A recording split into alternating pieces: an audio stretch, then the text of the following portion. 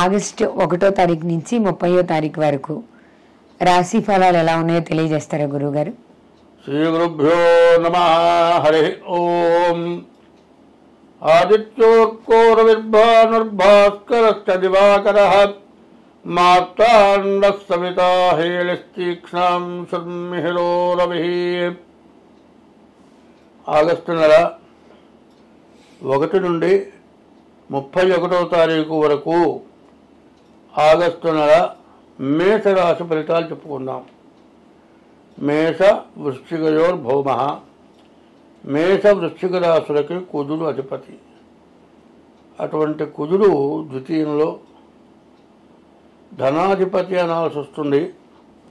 కానీ ద్వితీయ స్థానం మాత్రం మంచిది కాదు. ఎందుకంటే ద్వాదశాష్టమ జన్మస్థం శని మంగారకో గురు కుర్వంతి ప్రాణ సందేహం స్థాన చలనం ధనక్షయం.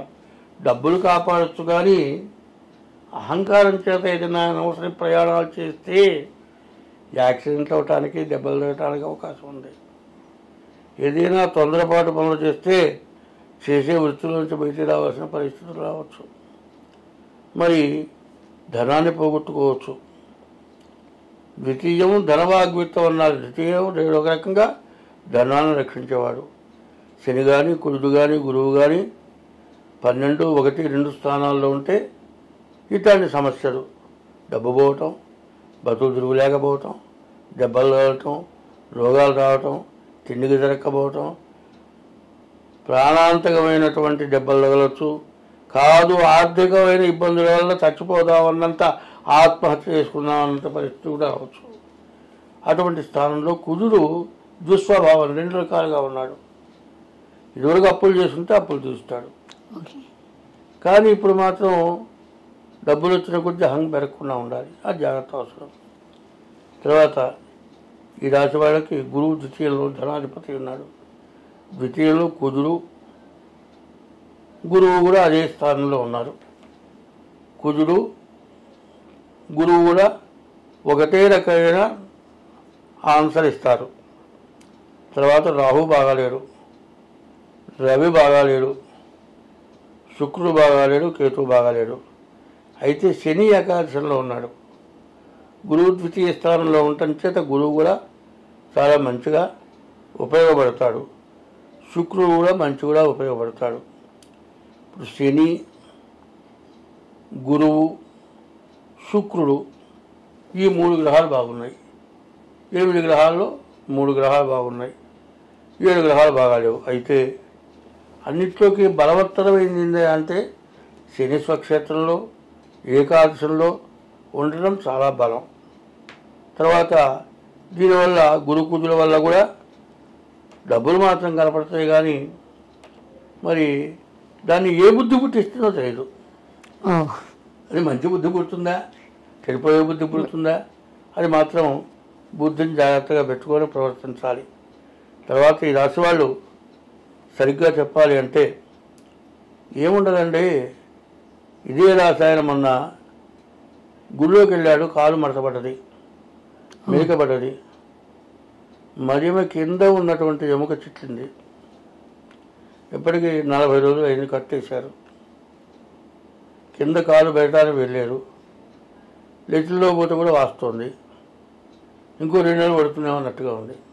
7 నెలలు బజారు పోతే తగల, ఇంట్లో ఉండగానే తగిలింది. కాబట్టి ఈ రాశి వాళ్ళు చాలా జాగ్రత్తగా ప్రవర్తించాలి.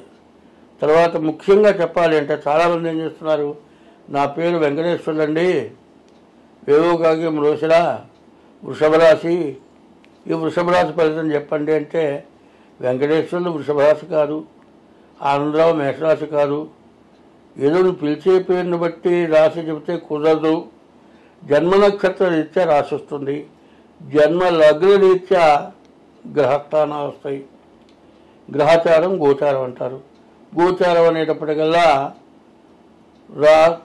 చంద్రస్థానం నుంచి వచ్చేది, నక్షత్రం ద్వారా వచ్చేది, గ్రహచారం పుట్టిన టైంను బట్టి వచ్చేది.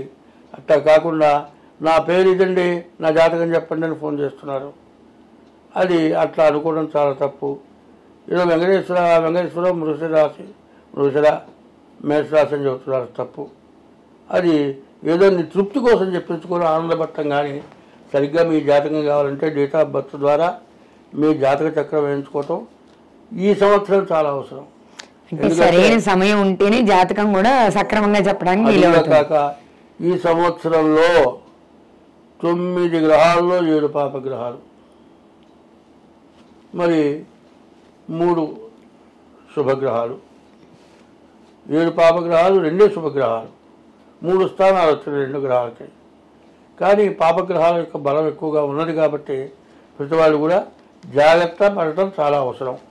కాబట్టి ఈ రాశి వాళ్ళు ముందు మీ జాతకం ఏంటో చూపించుకోండి, మీ నక్షత్రం ఏంటో చూపించుకోండి, మీ యొక్క పరిస్థితి ఏంటో ఆలోచించండి.